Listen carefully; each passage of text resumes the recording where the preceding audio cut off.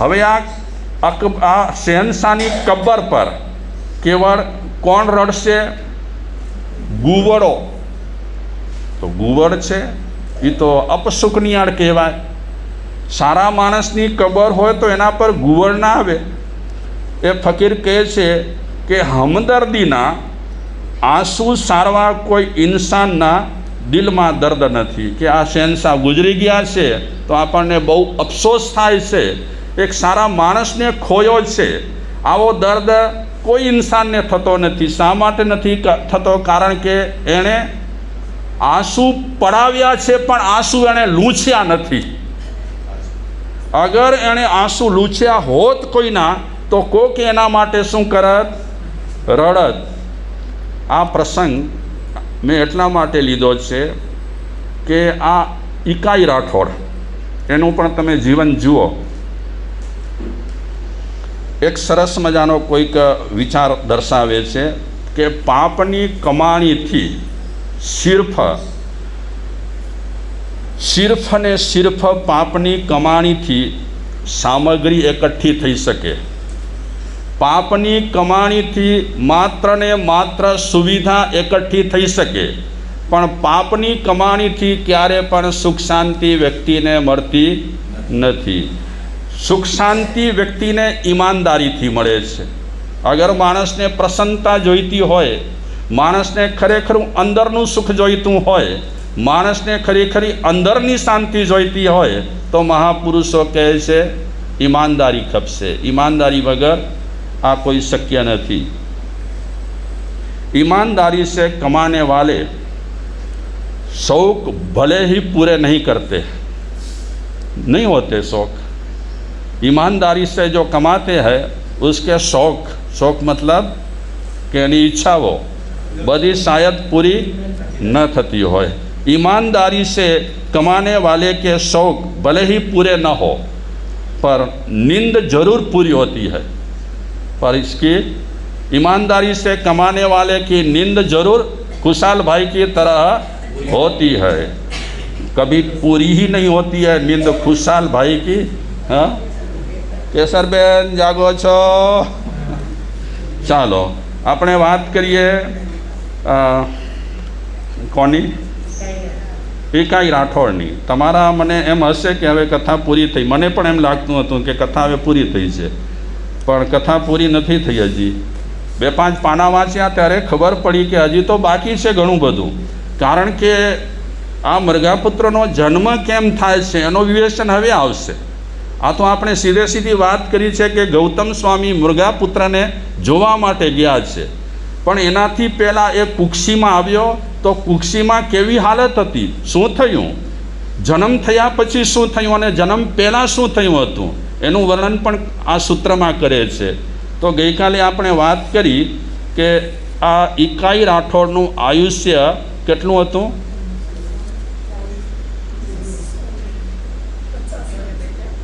હા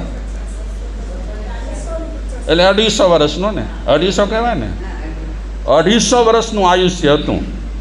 આ 250 વર્ષમાં બાલ્યાવસ્થા તો આમ જ જાય, પછી યુવાવસ્થામાં એને લગામ મળી હશે આની શું કહેવાય 500 ગામોની, અધિકાર મળ્યો હશે એને જુવાનીમાં. એ ત્યારથી લઈ કરી મર્યો ત્યાં સુધી શું કર્યું? પૈસા ભેગા કર્યા. એમાં નો શું કહેવાય, નો અપીલ. પૈસા પુષ્કળ ભેગા કર્યા, જમીનો એટલી એકઠી કરી, એકરો નહીં હજારો એકરો જમીન એના નામની બોલાઈ હશે. આ બધું થયું, પણ 250 વર્ષમાં આપણે પેલી બાલ્ય અવસ્થા થોડી કાઢી નાખીએ. કેટલા વર્ષ કાઢીશું? હા ચાલો 50 વર્ષ આપણે નિકાલી દઈએ. બાકી 200 વર્ષ એ રાજ કર્યો. રાજ કર્યા પછી ઘણું બધું ભેગું કર્યું, પુષ્કળ ભેગું કર્યું, પણ પુષ્કળ ભેગું કર્યા પછી એનું પરિણામ શું આવ્યું? સરવાળે મીંડા મુકાણા રે જરા સરવાળો માંડજો, સરવાળે બોલો કાણા રે જરા, જિંદગીમાં કેટલું કમાણા રે જરા સરવાળો માંડજો, જિંદગીમાં કેટલું.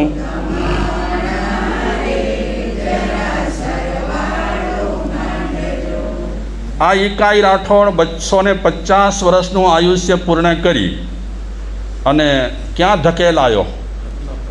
હા, એને સ્વર્ગલોક ના મળ્યો, એને શું મળ્યું? સિદ્ધિ નરક.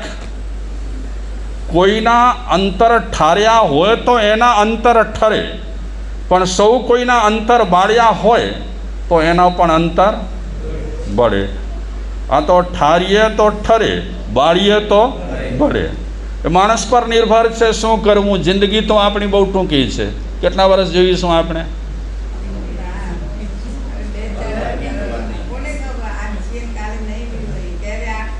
ખબર નહીં પડે કાંઈ. ભલે આપણે મનથી માનીએ કે હજી મને વાંધો આવે તેમ નથી, પણ આ તો ખબર નહીં. આપણો ચાળીકો છે ને, ચાળીકો આપણો એ ક્યારે ખરાબ થઈ જાય ખબર ના પડે ચાળીકાની. હમણાં વાતાવરણ પણ એવું છે, માણસને થોડું ધ્યાન રાખવું પડે છે. દરેક ઠેકાણેથી સમાચાર મળી રહ્યા છે કે મારી તબિયતમાં આમ છે ને મારી તબિયતમાં આમ છે. એટલે આવા દિવસોમાં જરાક બધું ખ્યાલ રાખવાનું. ઠીક છે. પહેલી નરકમાં પહોંચી ગયો બિચારો ઈકાઈ રાઠોડ. શું લીધું? શું લઈ ગયો? હા, આખડ તો લાકડાને છાણા રે જરા સરવાળો માંડજો, આખર તો લાકડાને. પણ એ લાકડાને છાણા પણ ક્યાં સાથે ચાલે? એ તો આપણને સળગાવવા માટે વાપરે. હા, આપણને લઈ જવા માટે કંઈ આપે નહીં. આપણને લઈ જવાનું શું છે? આપણે જે કર્યું છે તે સારું કર્યું હશે તો સારું લઈ જઈશું, અને જેવું કર્યું હશે તેવું. તો તો આ નરકનું આયુષ્ય, પહેલી નરકનું એક સાગરોપમનું બતાવ્યું છે શાસ્ત્રમાં. એક સાગરોપમ જબરદસ્ત કહેવાય નાનજીભાઈ આયુષ્ય. સાગરોપમ એટલે પલ્યોપમ પણ બહુ મોટા છે, આ સાગરોપમ એનાથી મોટા છે. થોડીક તમને ઝલક આપું શાસ્ત્રમાં જે લખેલું છે તે. કૂવો ખોદે, યોજન કાંઈક બતાવ્યા છે. કૂવો ખોદે એટલા યોજનનો, અને એમાં જુગલિયાના વાર ભરે, એટલે પાતળામાં પાતળા વાર, ઝીણામાં ઝીણા વાર ઠસોઠસ ભરે એ કૂવામાં. અને ઉપરથી ચક્રવર્તીની સેના જાય તો પણ ઢચકો ના આવે. શું કહેવાય એને? આંચકો ના આવે. એટલા મજબૂત રીતે અંદર દબાવેલા વાર હોય. એ દબાવેલો વાર રોજ રોજ એક કાઢે, રોજ રોજ એક કાઢે, રોજ રોજ એક કાઢે. હવે કેટલા ઘાવનો હોય કૂવો કાંઈક, એ રોજનો એક એક વાર કાઢે, કેટલા વર્ષે કૂવો થાય ખાલી? આવી પલ્યોપમની ગણતરી છે. એટલે મહાપુરુષો પાસે આ ગણતરી સિવાય બીજી કોઈ ગણતરી માટેનું માપદંડ હતું નહીં, એટલે આ માપદંડ કાઢ્યું છે. આ પલ્યોપમ ને સાગરોપમ એનાથી વધારે. એટલું આયુષ્ય. સુખમાં આપણે હોઈએ અને આટલું આયુષ્ય મળે ને તો હજી આપણે સમજી લઈએ કે સુખ છે ને વાંધો નથી. સરસ મજાનો બંગલો છે, સોનાથી મઢેલો. હા, એમાં સરસ મજાના ઓપણ છે, શું કહેવાય, હિંચકા બીંચકા બધું સારું હોય તો વાંધો નહીં. પણ એક આયુષ્ય મોટું હોય અને સુવિધા બિલકુલ ન હોય તો આ મોટા આયુષ્ય શું કામના? આખો દિવસ રીબાવાનું, આખો દિવસ રીબાવાનું અને મોટા આયુષ્ય ભોગવવાના. આ નરકમાં શું હોય? આપણે સાંભળ્યું છે, વાંચ્યું છે તે પ્રમાણે નરકમાં હોય શું? લીલા લહેર હોય, હા, આવા સરસ મજાના પંખા હોય, હવા હોય, કાંઈ ન હોય. અહીંયા તો આ ગરમી તો કાંઈ નહીં. શાસ્ત્રમાં લખેલું છે એ પ્રમાણે અનંતી ભૂખ, અનંતી તરસ, અનંતી ટાઢ, અનંતી ગરમી. આ ગરમી હજી માપી શકાય કેટલી ગરમી છે, પણ નરકની ગરમી માપવા માટે કોઈ યંત્ર બેંત્ર નથી. એટલે સર્વજ્ઞ પ્રભુએ ખુદે એને અનંતી ગરમી કીધી. અનંતી ગરમી એટલે કોઈ માપદંડ નથી, એટલી ગરમી ત્યાં હોય, એટલી ભૂખ માણસને લાગે. તો આ રીતે એક સાગરોપમનું આયુષ્ય ભોગવવા માટે બિચારો ઈકાઈ રાઠોડ ચાલ્યો ગયો.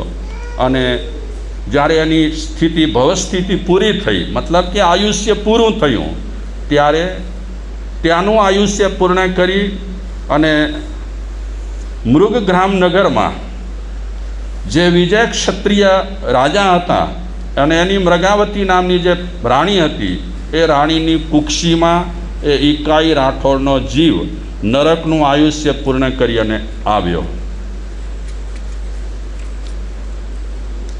મેં હજી વર્ણન ઓછું કર્યું છે, આમાં વર્ણન ઘણું છે, તમને જરાક પછી મજા ના આવે. કારણ કે વૈદો છે ને કઈ રીતે ઉપચારો કરતા હતા, એની નવી નવી સિસ્ટમો, અલગ અલગ સિસ્ટમોથી આમાં બધું બતાવ્યું છે. કેવી ગુટિકાઓ આપીને શું કર્યું ને તે કર્યું ને, એટલે એ છોડી દીધું છે મેં. પછી તમે વાંચતા હો ત્યારે તમને એમ લાગે કે આ સાંભળ્યું ન હતું, એટલે મેં ચોખવટ કરી. તો કોની કુક્ષીમાં આવ્યો છે? મૃગાદેવીની કુક્ષીમાં આવ્યો છે. હવે આવો જીવ માની કુક્ષીમાં આવે તો માને શાંતિ આપે? હા, જન્મ પહેલાં મૃગાવતીને પહેલો અનુભવ એ થયો કે એના પતિદેવ એને પ્યાર કરતા બંધ થઈ ગયા. મૃગાદેવી અનિષ્ટ લાગવા લાગી રાજાને. અનિષ્ટ એટલે, ઈષ્ટ એટલે પ્યારી, ગમે. હવે અનિષ્ટ એટલે નથી ગમતી, અમનોહર.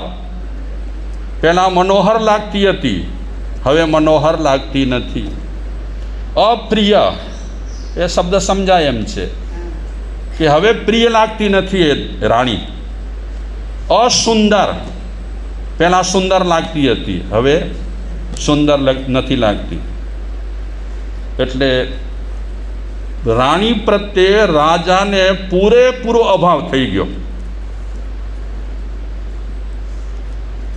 પછી એક દિવસે આ રાણી બેઠી છે એકલી. હવે રાજા તો આવતા નથી એની પાસે, એટલે વિચારે છે, ચિંતામાં છે.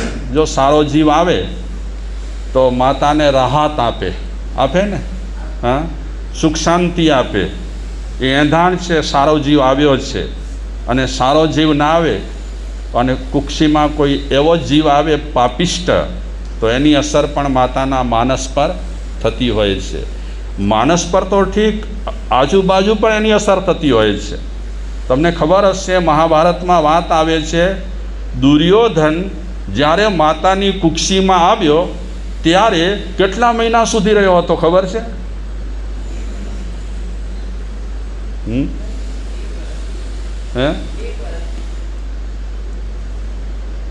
એક વર્ષથી વધારે માતાની કુક્ષીમાં રહ્યો હતો આ દુર્યોધન. નહીં તો મેક્ઝિમમ કેટલો સમય છે? 9 મહિનાને થોડા આગળ પાછળ દિવસો. અને આટલા મહિના સુધી દુર્યોધન માતાની કુક્ષીમાં રહ્યો હતો. એ જીવ હતો જ એવો. તીર્થંકરો જે માતાની કુક્ષીમાં આવતા હશે, એ માતા કેટલી પવિત્ર હશે. ભગવાનના જીવ, પરમાત્માના આત્મા જ્યારે કોક માતાની કુક્ષીમાં આવતા હશે ત્યારે એ માતા કેટલી ઊંચી હશે. કારણ કે એના માટે આવા શ્રેષ્ઠ જીવોને ઝીલવા માટે પાત્ર પણ એવા ખપે ને. સિંહણનું દૂધ છે એ માટીના વાસણમાં ટકે નહીં, એના માટે તો ધાતુ પણ એવી જ ખપે, સોના જેવી, તો જ ટકે.